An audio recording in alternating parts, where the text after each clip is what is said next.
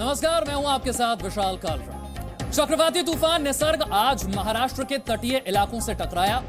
चक्रवाती तूफान करीब 120 किलोमीटर प्रति घंटे की रफ्तार से टकराया। ये आप तस्वीरें भी देख रहे हैं, जिसके बाद महाराष्ट्र के कई इलाकों में भारी बारिश हुई है, तेज हवाएं चली हैं। बारिश और हवाओं की वजह से मुंबई के कई इलाकों में पेड़ों को नुकसान हुआ, पेड़ गिरे और रत्नागिरी में घरों की छतें उड़ने की भी तस्वीरें सामने आई।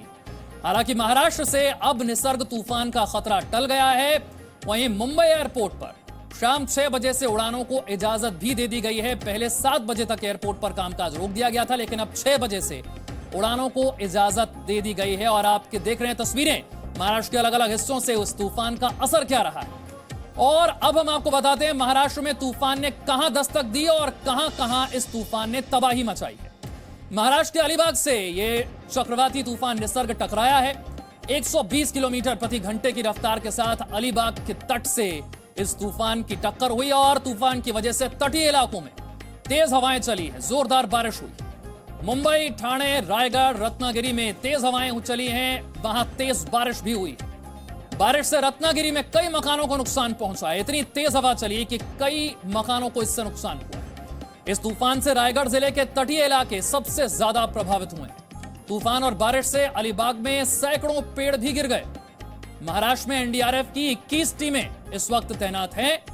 महाराष्ट्र में 40,000 से ज्यादा लोगों को सुरक्षित जगहों पर अब तक पहुंचाया गया है। तटीय इलाकों में कोस्ट गार्ड की 8 टीमों को तैनात किया गया है। ये आप देख रहे हैं तस्वीरें।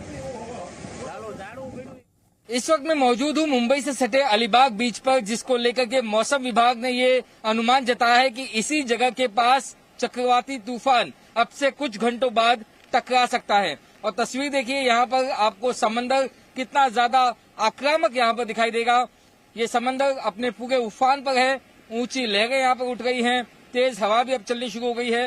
हालांकि बूंदाबांदी अभी शुरू हुई है, लेकिन मौसम विभाग का अनुमान है कि अगले कुछ घंटों में जिस समय ये तूफान यहाँ टकराएगा तब और भी ज्यादा तेज हवाएं चल सकती हैं। हवा तकरीबन 100 से 110 किलोमीटर प्रति घंटे की रफ्तार से चल सकती है और उस समय समंदर में 3 से 6 मीटर ऊंची लहरें भी उठ सकती हैं।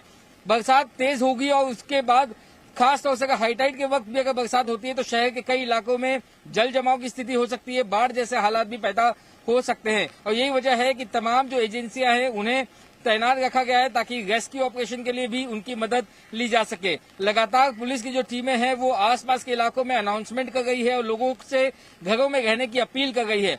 अब तक मिली जानकारी के मुताबिक तकरीबन 65,000 लोगों को मुंबई, ठाणे, रायगढ़ और पालघर जिले के जो तटीय इलाके हैं उनके आसपास रहने वाले लोगों को एक सेफ रेस्क्यू शेल्टर में शिफ्ट कर दिया गया है। और अब पूरा जो इलाका है जहाँ पर जिनके खास तौर से कच्ची झुग्गी झोपड़ियां थी उन्हें जो है खास तौर से सबसे ज्यादा खतरा था, इस वजह से उन्हें इवैक्यूएट किया गया है। लेकिन ग्राउंड जीरो से ये आपको तस्वीरें दिखा गए हैं अलीबाग से, जहां पर इसके टकराने का अंदेशा मौसम विभाग ने जताया है। और फिलहाल ये अब अगले कुछ ही घंटों में यहाँ पर ये उग्र रूप ले सकता है। कैमरा पर्सन प्रकाश के साथ राकेश त्रिवेदी, जी मीडिया, अलीबाग।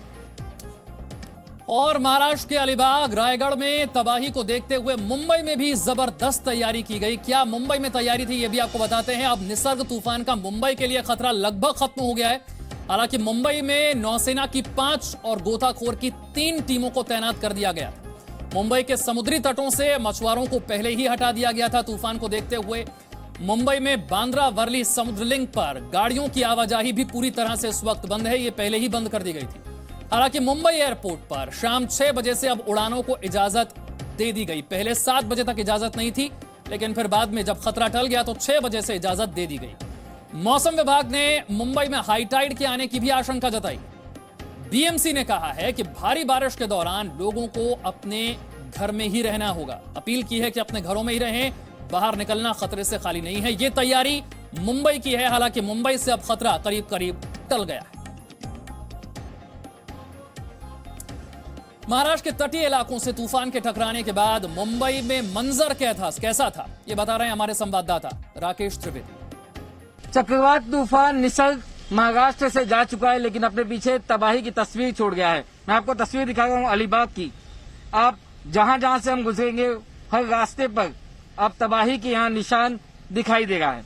अलीबाग जिससे कुछ ही दूरी पर चक्रवात तूफान दोपहर को टकराया था अपने उग्र रूप पर था और यहाँ पर उस समय तकरीबन 102 किलोमीटर प्रति घंटे की रफ्तार की हवा दर्ज की गई थी और इतनी तेज हवा में उसके सामने जो कुछ भी आया वो उसे नुकसान पहुंचाता हुआ ये तूफान आगे चला गया।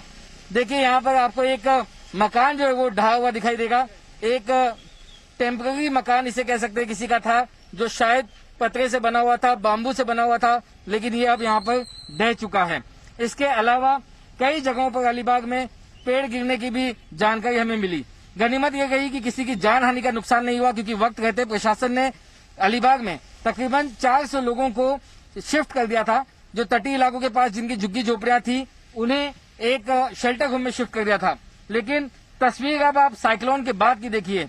अलीबाग की ये गली है और सबसे ज्यादा असर अलीबाग में ही होना था, यह अनुमान लगाया था मौसम विभाग ने। और सड़क के दोनों तरफ आपको यहाँ पर पौधों से लेकर के पेड़ गिरे हुए दिखाई देंगे, कहीं पर उनकी टहनियां तो कहीं पर खुद अपने आप में जो सालों पुराने मजबूत जो पेड़ थे वो। जाहिर सी बात है, जब तेज रफ्तार से हवा चल रही थी उसकी मार ये पेड़ झेल नहीं पाए और यही वजह है कि ये ढह गए। सामने देखिए कैसे एक मकान के ऊपर एक बहुत बड़ा पेड़ जो है वो ढह गया, जिससे मकान को नुकसान पहुंचा है। उसके ठीक सामने अगर मैं आपको दिखाने की कोशिश करूं तो यहाँ पर कई बड़े जो पेड़ हैं वो यहाँ टूट करके गिरे हुए हैं। कई सारी जो केबल वायर्स थी वो तहस नहस हो गई हैं। स्थानीय जो लोग हैं वो फिर से जिंदगी को पटरी पर लाने की कवायद कर रहे हैं। सड़कों पर फल जो है वो आपको टूटे हुए गिरे हुए दिखाई देंगे। प्रशासन यहाँ पर नजर तो नहीं आएगा, लेकिन जो आम जनता है अब वही तूफान जा चुका है लेकिन उसके बाद अपनी जिंदगी को पटरी पर लाने की कोशिश में दिखाई दे गई है। कैमरा पर्सन प्रकाश भोए के साथ राकेश त्रिवेदी, जी मीडिया, अलीबाग। और इस वक्त हालात क्या हैं ये समझने के लिए हमारे दो संवाददाता इस वक्त हमारे साथ जुड़ रहे हैं। नित्यानंद हमारे साथ हैं, राजीव रंजन हमारे साथ हैं। सबसे पहले नित्यानंद, किस तरह का असर मुंबई में देखा गया इस तूफान का? हमने देखा तस्वीरों में कई जगह पर पेड़ उखड़ गए, कई जगह पर मकानों को नुकसान हुआ है। इस वक्त स्थिति क्या है मुंबई में? जी देखिए, अगर बात करें तो मुंबई में साफ तौर पर इसका असर देखने को मिल रहा है। मुंबई में कोलाबा, नरीमन पॉइंट, भाईखला और दूसरे इलाकों में पेड़ गिरने की खबर सामने आई है। हालांकि आपको बता दें, बीएमसी ने इसके लिए हर वार्ड में 20 मजदूरों को तैनात किया था कि जहां भी पेड़ गिरने की खबर आए तो रोड ब्लॉक ना हो, आवाजाही के लिए कोई भी दिक्कत ना हो, इसका ध्यान में रखा जाए। तो ये तस्वीरें भी हमें जगह जगह पर देखने को मिली कि जैसे भुलेश्वर मंदिर, जैसे अगर मुंबई की अगर हम बात करें तो बाबुलनाथ मंदिर जो कि सबसे फेमस है, उस रोड पर पेड़ गिरा, फौरन बीएमसी वहां आधे घंटे के भीतर आई और रास्ते को क्लियर किया। साथ ही साथ आपको बता दें, इस खतरे को देखते हुए 40,000 लोगों को जो है वो शिफ्ट हुए थे, जिसमें से 30,000 लोग जो समुद्र तटीय इलाकों में थे वो शिफ्ट हुए और 10,000 लोगों को बीएमसी ने शिफ्ट कराया था। साथ ही साथ इस खतरे को देखते हुए बीएमसी ने जो है वो उड़ीसा में भी बात की थी कि अम्फान तूफान का क्या असर था, और ऐसे में जब ज़्यादा तेज बारिश आती है तो रास्ते पर पेड़ गिर जाते हैं, जो बैनर्स होते हैं वो गिर जाते हैं। तो साफ तौर पर देखा जाए तो मुंबई में इसका असर जो है वो देखने को हमें मिला है, क्योंकि बांद्रा वर्ली सी लिंक जो है वो बंद कर दिया गया और जो एयरपोर्ट में विमानों की जो आवाजाही थी, हालांकि वो 7 बजे तक था, बाद में जैसे ही कि खतरा टल गया तो 6 बजे से आवाजाही जो है उसकी शुरुआत हो गई। तो साफ तौर पर देखा गया है कि मुंबई में इसका जो है वो असर देखने को मिला हुआ है। और ऐसे में समुद्री चक्रवात, ये जो निसर्ग चक्रवात था, इसको लेकर एक तरीके से लोगों में भय भी था कि आखिरकार क्या होगा। तो बीएमसी प्रशासन की तरफ से लोगों को पहले ही कहा गया था कि अपने घर में रहे, सुरक्षित रहे। सबसे बड़ी बात यह कि कोरोना की मार मुंबई झेल रही है और साथ ही साथ निसर्ग की ये आपदा। तो ऐसे में मुंबईकरों के लिए ऐसा हो गया था कि परेशानी उनकी बढ़ती जा रही थी। तो अब जबकि ये खतरा लगभग मुंबई से टल सा गया तो मुंबईकरों ने बड़ी और चैन की राहत की सांस ली है। ठीक है, राजीव भी हमारे साथ इस वक्त जुड़ रहे हैं। राजीव, मुंबई का हाल क्या है ये तो हमने समझ लिया, लेकिन महाराष्ट्र के बाकी हिस्सों की हालत कैसी है और मौसम विभाग अब क्या कह रहा है? क्या ये मान लिया जाए कि महाराष्ट्र से अब निसर्ग का खतरा टल गया? देखिए, जिस तरीके से मौसम विभाग का कहना है कि अभी जो कि अलीबाग से टकराने के बाद मुंबई से पुणे के से लगभग 30 किलोमीटर दूर से होकर ये गुजर रहा है। सबसे बड़ी बात कि मौसम विभाग ने इसको नोटिस, यानी निसर्ग के चक्रवात के जो समुद्र धरती पर टकराने के बाद से आगे जो उसको बार बार वो नोटिस कर रहा है। हर 3 घंटे के बाद इसका जो दबाव है यानी तीव्रता है वो कम होती जा रही है। 102 किलोमीटर की रफ्तार से जिस तरीके से अलीबाग से टकराया, इसके बाद 3 घंटे के बाद इसकी रफ्तार कम हुई है।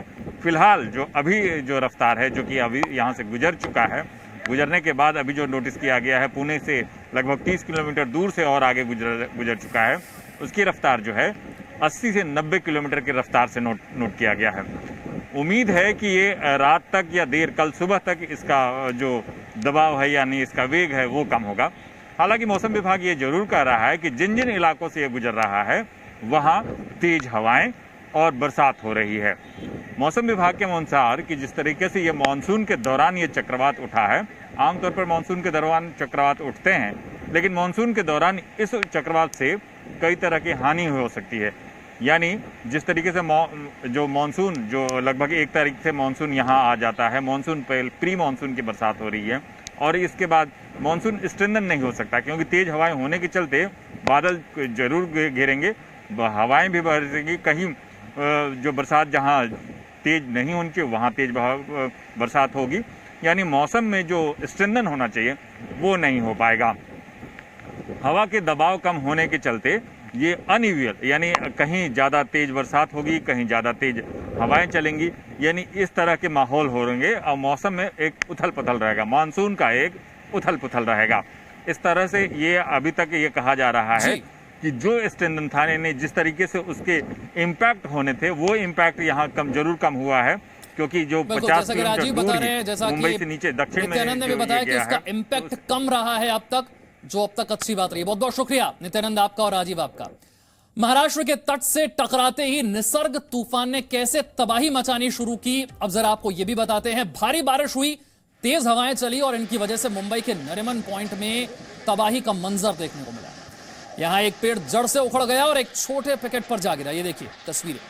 और दूसरी तस्वीर मुंबई के पास करजत नेरल रोड की तस्वीर है। तेज बारिश और तूफानी हवा की वजह से सड़क किनारे पार्क की गई बाइक गिर जाती है। तूफानी हवा की चपेट में जो कुछ भी आता है तूफानी हवा उसे उड़ाकर ले जाती है। ये 2 तस्वीरें बता रही कितना भयावह रहा ये तूफान। निसर्ग चक्रवात के चलते तेज हवा और बारिश की वजह से मुंबई के कफ परेड इलाके में पेड़ गिर गए हैं। आप देख सकते हैं ऐसे ही एक सी लॉर्ड बिल्डिंग है और सी लॉर्ड बिल्डिंग के बाहर यहाँ पेड़ के जड़ यहाँ उखड़ गए हैं और एक कार को भी नुकसान हुआ है। और आप देख सकते हैं लगातार जो डालियां है वो सड़कों पर है। ये बताया जा रहा है कि तकरीबन 1 बजे के आसपास की ये घटना है। मुंबई में ऐसे अलग अलग इलाकों में, भाईखल्ला में, नरीमन पॉइंट में, कोलाबा में जो है वो पेड़ गिरने की खबर सामने आई है।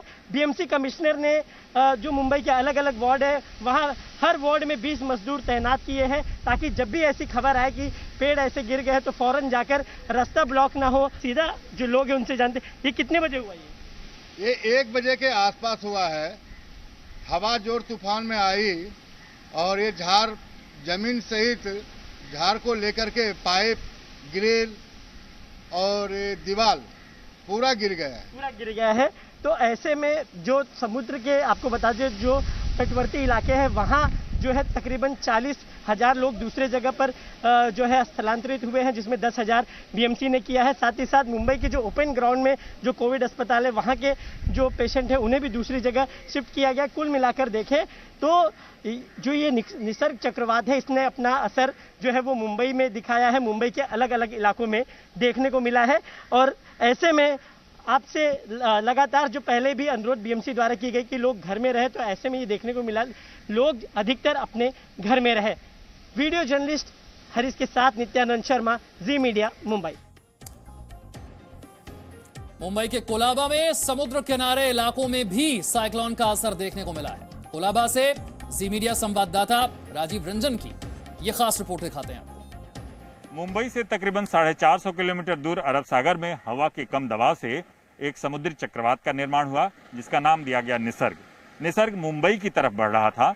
एहतियात के तौर पर समुद्र में मौजूद मालवाहक जहाज़ों को किनारे पर आ जाने को कहा गया। मछुआरों के नाव को भी सुरक्षित स्थान पर चले जाने को कहा गया। मछुआरों को पहले ही समुद्र से पहले बुला लिया गया। जिस तरीके से तस्वीरों में साफ दिख रहा है कि अभी भी मालवाहक जहाज किनारे पर हैं, यानी बंदरगाहों पर हैं। इन्हें एहतियात के तौर पर सुरक्षित बुला लिया गया था। जिस तरीके से निसर्ग जब जमीन से टकराया वो मुंबई से तकरीबन 60 किलोमीटर दूर अलीबाग के पास जमीन से टकराया। उस वक्त इसकी हवा की वेग 100 से 110 किलोमीटर प्रति घंटे की रफ्तार से थी। इससे कई नुकसान भी हुए। विज्ञान की दृष्टि से, मौसम के हिसाब से इस तरह के चक्रवात सही नहीं माने जाते हैं, क्योंकि इसमें या तो तेज बरसात होती है या तेज हवाएं चलती हैं, जिससे मॉनसून में कई उथल पुथल होते हैं। जहां जहां निसर्ग गुजर रहा है वहां तेज हवाएं हो रही हैं और वहां बरसात भी हो रही है। एहतियात के तौर पर मौसम विभाग ने साफ कर दिया है कि जिस तरीके से हर 3 घंटे इसका रिव्यू किया जा रहा है और हर 3 घंटे में इसकी तीव्रता भी कम होती जा रही है। फिलहाल मुंबई के दक्षिण पुणे से लगभग 30 किलोमीटर दूर से यह गुजर रहा है और ये अभी धीरे धीरे और कम होता जाएगा। यानी कुल मिला के कहा जाएगा कि इससे निसर्ग से कई तरह के नुकसान भी हो रहे हैं और इससे बचाव के हालांकि कई उपाय जरूर किए गए, लेकिन इसके अभी नुकसान के आकलन भी किया जा रहा है। कैमरामैन संजीव के साथ राजीव रंजन सिंह, जी मीडिया, मुंबई। तो मुंबई में निसर्ग का असर कैसा रहा ये तो आपने तस्वीरों में देखा, लेकिन बाकी महाराष्ट्र की स्थिति क्या है जरा ये समझने के लिए अंकुर के पास चलते हैं। अंकुर, चाहे रायगढ़ हो, सिंधुदुर्ग हो, पालघर हो, इन इलाकों में भी तूफान का अच्छा खासा असर रहा है। इस वक्त स्थिति क्या है और कितना नुकसान वहां पर हुआ है? जी देखिए, मैं आपको बता दूं, जो मेन लैंडफॉल का जो एरिया था वो अलीबाग का जो आसपास का एरिया है, मुलुंड जंजीरा तक का एरिया, वहां पर सबसे ज्यादा इंपैक्ट हुआ है।